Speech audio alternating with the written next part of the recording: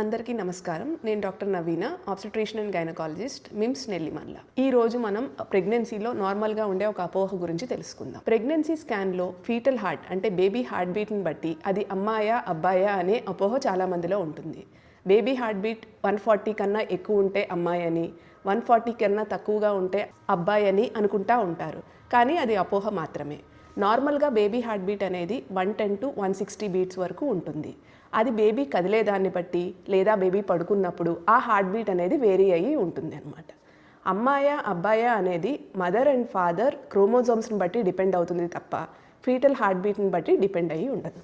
అదేవిధంగా మాయ పొజిషన్ బట్టి, మాయ అంటే ప్లసెంటా పోస్టీరియర్గా ఉంటే అమ్మాయి అని, యాంటీరియర్గా ఉంటే అబ్బాయి అని అలా కూడా అనుకుంటా ఉంటారు. కాబట్టి ఇవేవి ఫీటల్ హార్ట్ కానీ ఈ ప్లసెంటా పొజిషన్ బట్టి కానీ స్కాన్లో చూసి అది అమ్మాయా అబ్బాయా అనేది తెలుసుకోవడం అసాధ్యం. అది కేవలం అపోహ మాత్రమే. Thank you.